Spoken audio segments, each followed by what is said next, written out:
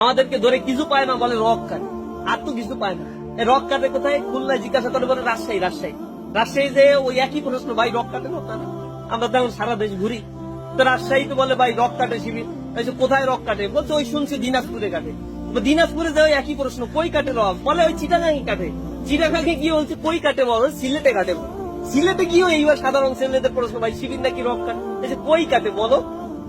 কারো কোনো ডকুমেন্টস নাই রক কাটে, অথচ পত্রিকায় নিউজ খুঁজলে ছাত্রলীগ রক কেটে দিচ্ছে আর এক ছাত্রলীগ নেতার, এই নিউজের অভাব। এটা ব্লেম দেওয়া হয়, আর কোনো ব্লেম তো পায় না ছাত্র শিবিরের নামে।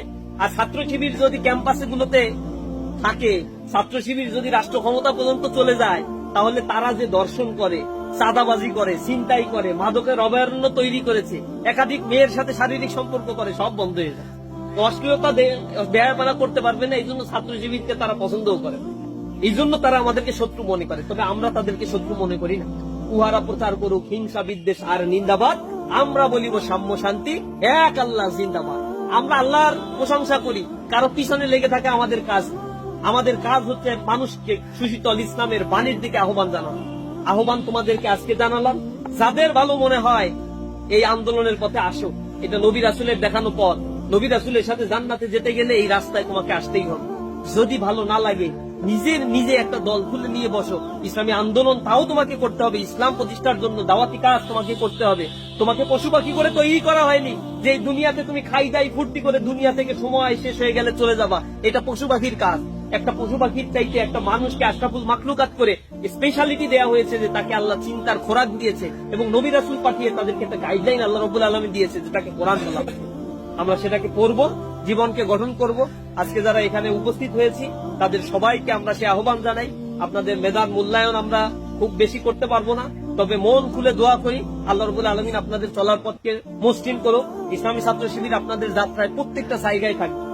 ইউনিভার্সিটিতে, বাংলাদেশে যে ইউনিভার্সিটি যান, ইসলামী ছাত্র শিবিরের বাইরে আছে। শুধু বাংলাদেশ না, পৃথিবীর যে বিশ্ববিদ্যালয়ে যান, সে পৃথিবীর ওই আটলান্টিকের ওই পারে গিয়ে, কানাডার ওই মাথায় গেলেও ছাত্র শিবিরকে পাবেন। আবার ইন্দোনেশিয়ার ওই বালি প্রদেশে গিয়েও ইসলামী ছাত্র শিবিরকে পাবেন। অস্ট্রেলিয়াতেও পাবেন, আর জার্মানিতেও পাবেন, ফ্রান্সেও পাবেন, স্পেনেও পাবেন, চায়নায়ও পাবেন। পৃথিবীর এমন কোন দেশ নাই যে দেশে ইসলামী ছাত্র শিবিরের ভাইদেরকে আপনারা পাবেন।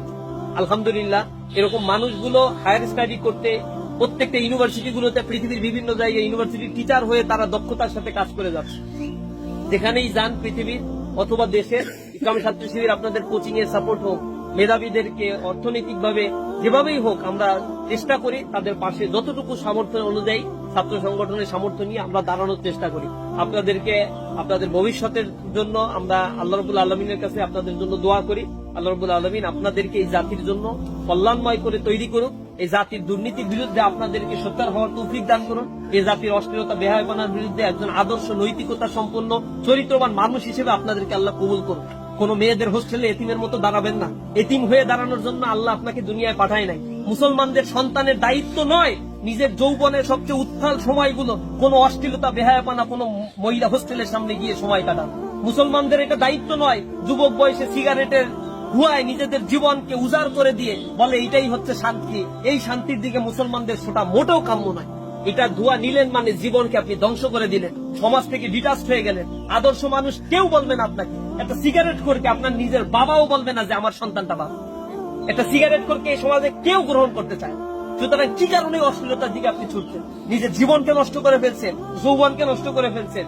সমাজে আপনাকে একটা অথর্ব হিসেবে নিজেকে দাঁড় করাচ্ছেন। ওই যে পচা পেট পচা পশ্চিমা সংস্কৃতি আর তাদের দেয়া দোসরদের চিন্তা চেতনা আমরা কখনোই লালন করব না। আমরা ইসলামের বাণী ধারণ করে নিজেদের জীবনকে গঠন করব।